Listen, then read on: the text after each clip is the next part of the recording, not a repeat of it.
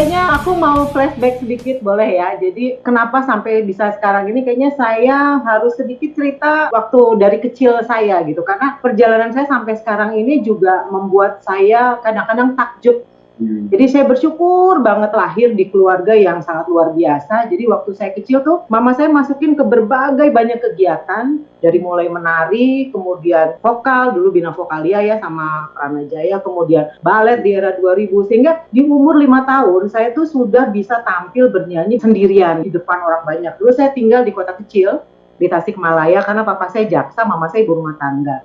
Kemudian saat kelas 3 SD itu saya sudah memimpin sekolah saya untuk juara porseni se-Jawa Barat.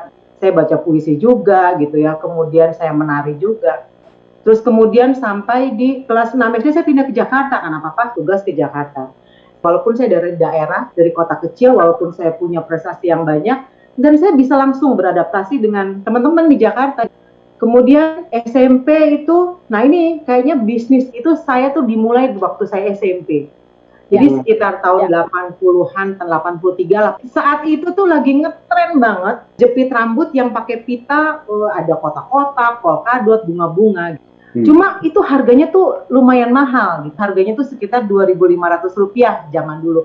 Jajan saya tuh kalau nggak salah 1.000 apa 1.250 lah gitu. Jadi cukup mahal lah. Saya lihat, ini kok pita kayaknya saya bisa bikin nih. Terus akhirnya saya bilang sama tante, kalau beli pita-pita tuh gimana sih? Diajaklah sama tante saya ke pasar pagi. Saya dengan bekal uang 19.000 itu saya ingat banget. Karena saya punya tabungan lah ya dari sisa uang jajan saya. Ternyata saya banyak dapat pita, banyak dapat rangka buat jepitannya. Terus saya bilang, nih lemnya pakai apa? Dulu tuh lemnya lem bakar. Jadi kalau sekarang kan ada lem tembak ya. Dulu tuh kayak lilin, terus dibakar lilin terus ditaruh di pitanya. Singkat cerita saya bikin lah malam itu kan. Saking semangatnya ya agak melepuh sedikit lah ya tangannya kan gitu. Saking semangatnya malam itu dapat sekitar 11 pita. Saya pakai besoknya ke sekolah kan. Mungkin di sekolah saya tuh cuma ada 5 orang lah yang pakai pita itu, yang 4 asli original, saya KW 1 buatan sendiri. Kemudian saya pamerkan, wah teman-teman, ya keren ya gitu kan. Ini gue jual gitu, saya jual 500 perak. Teman-teman kan kaget, lo lihat aja di Art Mall tuh harganya 2.500. Itu 1.500, 500 perak, ludes langsung plus yang saya pakai. Oh wow. Ambil. Saya senang banget kan, wah happy lah. Pulang sekolah saya bikin lagi, itu masih banyak mbak, orang kerangkanya itu satu plastik isinya 50 biji gitu. Oke. Iya kan, jadi pokoknya saya udah ngebayangin, wah duit saya banyak lah gitu. Dan zaman dulu saya udah pernah endorse. Wow. Jadi saya lihat teman-teman saya yang good looking ya, ada Herbin, ada Lisa, saya masih apalah teman-teman saya di sini. Mau nggak pakai ini jepitan, tapi ntar lo bilang ya, itu di mana belinya material gitu. Jadi saya suruh teman-teman saya yang kira-kira keren-keren tuh pakai. Jadi itulah awal bisnis saya tuh waktu SMP. Kemudian SMA tuh saya udah mulai syuting lah karena saya ikut teater. Hari Minggu saya tuh full banget, pagi saya balet, kemudian siangnya itu saya teater di Teater Kaula Muda gitu ya. Jadi waktu SD pun saya sudah masuk sanggar dan sebagainya. Nah, lucunya lagi saya pernah syuting sinetron yang cukup panjang di Yogyakarta. Terus saya kayaknya kuliah. Terus kemudian masuk ke bulan Ramadan. Saya dulu syuting Lost Man, berseri-seri lah. Terus saya memang orangnya senang berteman lah sama pemilik Lost Man itu. Jadi karena di situ kita nginep, di situ kita syuting gitu ya di daerah Prawiro Taman. Namanya Didi, saya masih ingat. Biasalah kan anak-anak seusia gitu ya, sama-sama ada Edi Sundari, ada siapa gitu. Kita jalan-jalan buka puasa di UGM tuh penuh yang jualan kan. Buat buka puasa, sudah boleh juga nih kita jualan di sini gitu ya. Dengan modal yang heboh-heboh zaman baheula itu kan gitu. Akhirnya pagi-pagi kita rencana ngumpulin duit. Pagi-pagi ke pasar Beringharjo, bikin kolak segala macam. Dasar kan namanya juga baru belajar sama waktunya ya, agak-agak bangun siang. Jam 5 itu kita baru nyampe UGM tuh kan udah mau maghrib. Udah pada habis jualan kita baru datang kan di mobil. Terus pas udah mau maghrib, saya lihat tengah jalan kan ada bis, saya berhenti, stop, saya bilang berhenti. Bapak-bapak, ibu-ibu sebentar lagi udah mau maghrib. Silakan ini kolaknya dibeli. Jadi kolak dibeli tuh sama orang satu bis kan. Udah wartawan. Besoknya saya keluar di Bernas, salah satu koran terbaik di Jogja di halaman depan. Kolak Ratu Tria laris manis. Besoknya yang antri di UGM tuh kita belum datang tuh udah antrian, mana sih kolak Ratu Tria mana sih gitu. Itu salah satu dimulai dari situ. Ada pasang surutnya, tiba-tiba kita udah masak, schedule syuting nggak bisa break. Iya. Kemudian dari mulai bisnis secara real gitu ya kan, kalau itu dagang itu kan keuntungan yang langsung kita dapat. Kalau bisnis kan lebih ke jangka panjang kan. Dimulai tahun 95, saya di Yogyakarta, saya pikir ini adalah kota pariwisata, saya tinggal di Jogja, saya mulai bisnis di sini mulai dari, saya boleh sebut nama ya, nama produk boleh ya? Nah, Boleh. waktu itu ada Tupperware lah, itu ngetop banget, nah itu saya ikut. Saya memang selalu melakukan hal-hal yang nggak biasa gitu. Jadi orang biasa door to door, saya ngapain ya, saya belum punya teman di Jogja. Saya masuklah ke Dharma Wanita, saya bikin surat berbekal nama saya Ratu Tria. Mungkin ibu-ibu itu kan ya seumuran saya lah ya kan. Jadi gitu ya. Jadi saya demo produk itu dari Dharma Wanita ke Dharma Wanita. Akhirnya yang harusnya challenge itu 3 bulan, itu saya fast track 1 bulan. Jadi sekitar tahun 95 itu kayak menikah. Kemudian saya pindah ke Jogja gitu. Setelah menikah itu saya langsung program punya baby. Nah, terus itu yang saya memulai bisnis yang secara real itu di Jogja itu, saya pikir Jogja kota pariwisata. Jadi dari Tupperware kemudian saya buka tour and travel yang betul-betul saya kelola sendiri. Jadi kita tahun 99 lah saya buka tuh tour and travel, bikin tour, kemudian saya ikut, saya yang check-in. Jadi betul-betul saya layani dengan langsung. 99 lagi happening banget kan tour and travel ya. Iya. Nah, kemudian dari situ saya merambah ke bisnis I.O. Saya juga pegang beberapa perusahaan yang besar lah ya. Salah satunya Dirjen Pajak, kemudian Sekretariat Negara. Jadi zamannya Pak SBY, Pak Jokowi itu saya ikut cawe-cawe lah untuk event-eventnya Ibu Sri Mulyani. Jadi event-event besar tuh saya handle. Dan itu biasanya seperti yang saya bilang, saya melakukan hal-hal yang nggak biasa. Saya selalu mencampurkan event saya itu dengan sedikit dramaturgi. Jadi ada sentuhan-sentuhan yang agak-agak beda. Jadi pada saat teman-teman di pajak gitu ya mau bikin event, begitu dilontarkan siapa nih yang mau garap tuh bukan nama PT-nya tapi Tria gitu. Jadi lebih ke personal, lebih kepada saya karena saya touching sendiri, kemudian saya bikin ada sebuah cerita. Jadi misalnya contoh kecil misalnya gini.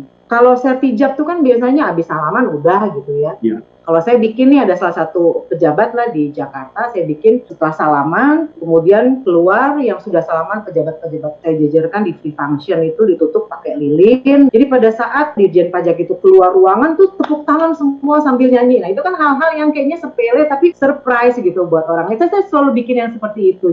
Misalnya pameran lukisan, nggak sekedar ditempel, saya taruh pohon di situ, saya gantung-gantung. Jadi memang saya bikin sesuatu yang berbeda gitu. Mungkin karena yang saya bilang tadi, rasa syukur saya punya orang tua, saya banyak sekali masuk kegiatan-kegiatan sehingga itu menimbulkan kreativitas yang tinggi, networking yang banyak, hal-hal yang bersifat spontan, itu saya rasa itu anugerah gitulah dari Tuhan. Sampai akhirnya saya terjun di bisnis resort daerah Bogor ya, villa, homestay gitu. Kemudian di bidang IT dan semua bisnis saya running sampai sekarang. Yang tahun 99 pun sampai sekarang masih eksis gitu di Jogja. Ya, jadi artinya bukan kemudian satu profesi saya tinggalkan gitu. Saya masih terus touching, kemudian ada hal-hal yang misalnya pada saat down gitu, saya langsung turun lagi. Tour and travel sempat jatuh, tapi saya touching lagi selama 1 tahun gitu ya. Jadi saya ikutin gitu, jadi nggak bisnisnya terus hilang begitu aja, itu enggak. Kemudian saya terjun di bisnis IT yang ya saya bersyukur di masa pandemi ini, salah satu bisnis saya ini yang bisa menopang bisnis lain yang saat ini sedang jatuh. Ini penurunan. Saya pikir untuk move on bisnis itu kayaknya tidak terbatas oleh ruang dan waktu. Artinya perlu sedikit imajinasi dan keberanian, itu sebenarnya kita bisa melakukan apa saja. Dan saya memang dibentuk oleh orang tua saya, oleh mama saya gitu, terutama karena saya anak perempuan pertama harus menjadi, saya dulu waktu kecil dipanggil Neng tuh mesti kuat karena anak perempuan pertama gitu, nggak boleh cengeng, muka itu nggak boleh sedih, harus selalu, jadi ketemu siapapun harus gitu, dan itu terbawa sampai sekarang gitu. Jadi itu yang mama saya ajarkan, jadi ketemu siapapun tuh pokoknya pengen happy aja suasana gitu. Nah, sehingga mungkin rasa itulah yang kemudian pada saat bisnis saya down pun, saya nggak terlalu terpuruk. Gimana ya, sedih pasti ada lah namanya pengusaha. Tapi ya gimana caranya saya untuk bisa bangkit gitu. Dan dinamis lah. Bagaimana aja tetap on track. Jangan sampai bisnis itu sampai tutup gitu. Yaitu bagaimana caranya ya ditopang dengan bisnis yang lain. Kemudian apalagi dulu oma saya pernah bilang, kalau kamu nanti berbisnis atau berumah tangga, jangan taruh telur dalam satu keranjang. Apa sih Oma maksudnya gitu. Jadi nanti kalau satu keranjang tuh kalau pecah semua kan gitu. Jadi taruh di tempat lain. Makanya saya juga berusaha untuk bisnis tuh ada beberapa yang kira-kira kesinambungan, tapi mereka berdiri sendiri lah. Kalau dari catatannya Pak Antoni melihat kepercayaan dirinya Mbak Ratu Tria ini sebenarnya faktor yang terbesarnya apa? Saya pikir penting pembelajaran buat kita. Ceritanya Mbak Ratu Tria itu kan sebenarnya mengingatkan kita bagaimana orang tua itu berperan besar. Jadi memberikan kesempatan anak untuk explore, untuk kesempatan kalau memang dia punya bakat, kesempatan minat, dan ternyata itu menjadi bekal yang luar biasa. Catatan saya tentang dari apa yang dikatakan oleh Ratu Tria adalah soal imajinasi dan keberanian. Dan itu penting banget. Saya membayangkan banyak orang tua yang seringkali melarang anaknya, jangan. Akhirnya kemudian anaknya jadi nggak berani untuk explore. Memang ditambah memang faktor genetiknya ada sedikit unsur kegilaan itu memang menolong sih memang. Banyak kok artis yang kalau kita dengar ceritanya itu kan di akhir-akhir perjalanannya nggak bisa langgeng. Gitu. Bener.